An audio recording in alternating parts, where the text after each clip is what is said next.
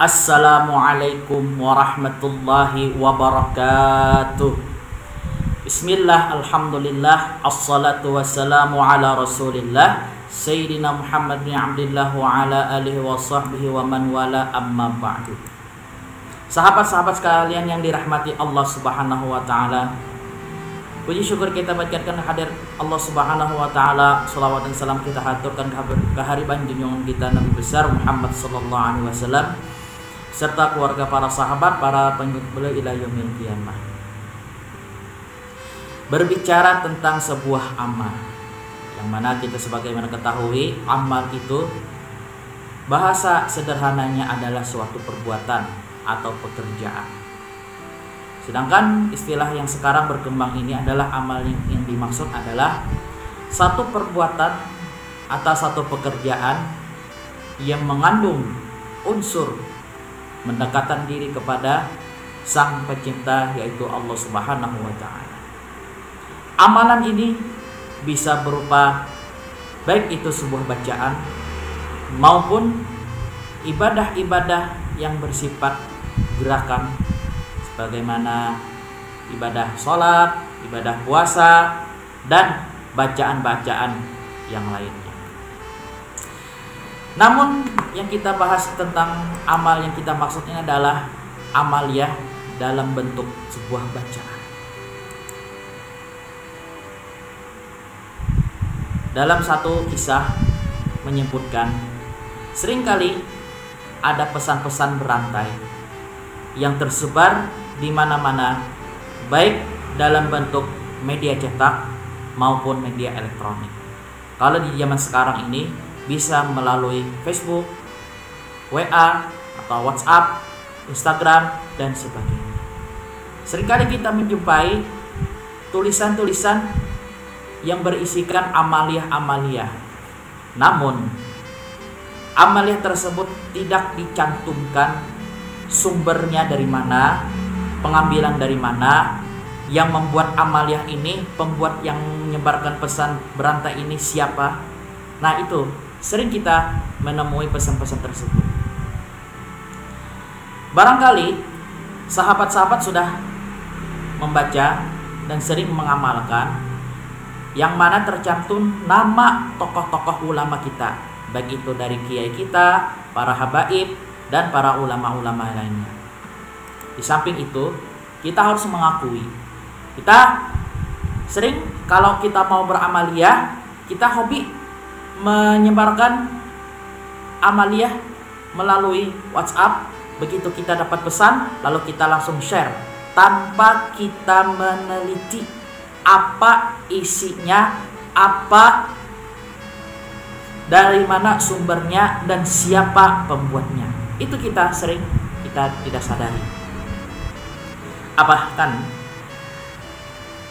di tengah pandemi corona ini masih banyak bertebaran amaliyah-amaliyah supaya kita menangkal dari mara bahaya virus corona ini. Sering menganjurkan untuk membaca, baik itu membaca Al-Quran, membaca sholawat, dan membaca bacaan-bacaan yang lainnya. Kalaupun kita merujuk kepada amaliyah-amaliyah para kiai, kita lebih baik mengikuti, membaca amalan itu berdasarkan apa yang dianjurkan oleh para kiai kita, para guru-guru kita. Masih ingat di beberapa tahun yang lalu, itu tahun 2000, ada sebuah kertas yang mana isi kertas itu ada bertuliskan wasiat dari Rasulullah SAW. Bila tidak disebarkan, maka akan terjadi hal-hal yang tidak diinginkan. Sebarkanlah sebanyak-banyaknya sampai 20 lembar. Insya Allah kamu akan mendapatkan rezeki yang melimpah. Amaliyah ini sudah menjadi viral. Tetapi apakah dia ini valid atau bisa hoax? Sering kita menemui beberapa klarifikasi yang menyatakan bahwa yang tercantum nama tersebut tidak pernah menganjurkan hal seperti itu. Sebagai contoh, ada satu pesan berantai yang mana bertuliskan nama Habib. Beliau menganjurkan bahwasanya aku bermimpi Habib ini menyuruh untuk membaca surah sebanyak 3 kali setelah maghrib.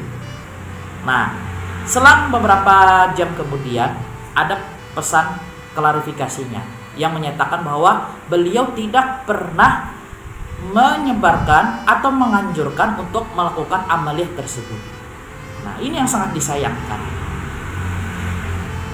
Makanya kalau untuk beramal harus dibarengi dengan ilmu.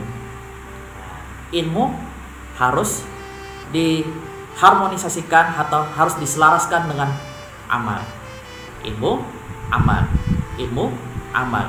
Ilmu tanpa amal maka dia menjadi sombong.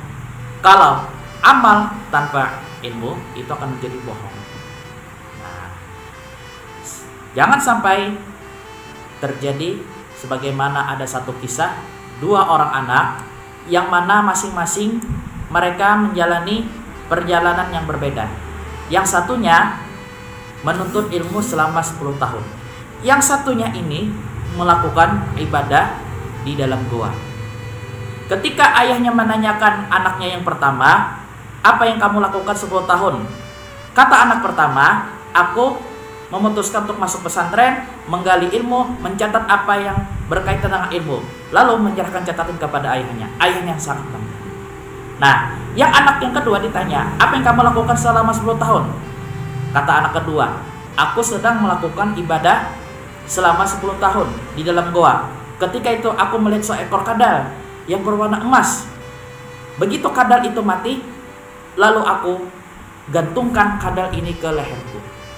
Sontak mendengar pernyataan anak kedua ini, ayahnya sedang kecewa. Kecewa sekali, sedih mendengar cerita anak kedua. Lalu kata ayah, "Nah, yang kamu lakukan ini adalah perbuatan sia-sia. Kamu beribadah 10 tahun, sedangkan kamu menggantungkan seekor mayat kadal. Itu selama ibadah yang kamu lakukan ini menjadi sia-sia, tidak sah. Kamu harus melakukan ilmu terlebih dahulu, mengkaji ilmu dulu, baru kamu ibadah. Yang kamu lakukan ini, sedangkan kadal ini menjadi bangkai najis. Otomatis kamu melakukan ibadah ini tidak diterima oleh Allah Subhanahu wa taala." Nah, jadi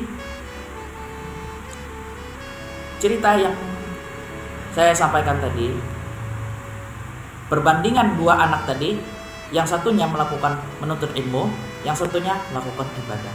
Jadi apa yang kita dahulukan ini adalah menuntut ilmu terlebih dahulu, baru beramal. Sahabat-sahabat sekalian yang dirahmati Allah Subhanahu wa taala, sebagaimana kita ketahui bersama, kalau kita ingin beramal, maka langkah pertama adalah mencari guru. Guru yang membimbing kita, yang mengajarkan kita bagaimana tata cara beramaliyah, supaya apa? Supaya amal kita diterima oleh Allah Subhanahu wa taala.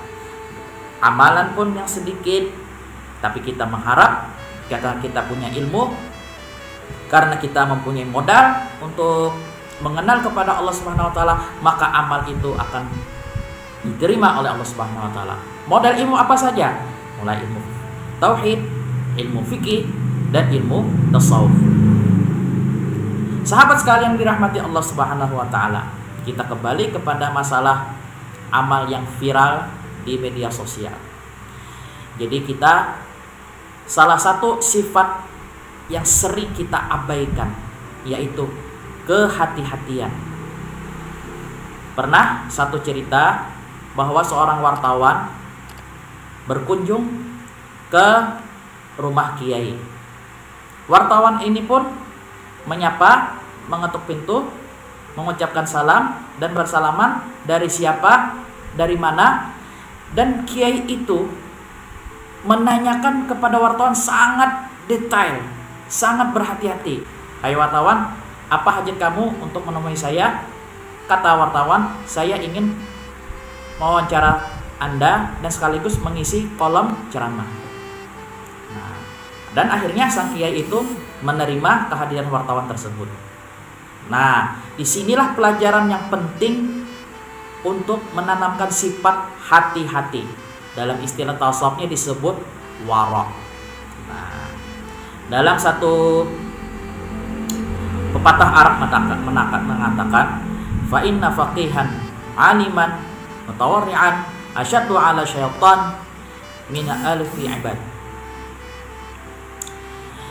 Orang yang faqih, orang yang ahli di bidang ilmu pengetahuan fikih, namun diselingi dengan sifat wara', sifat hati-hati.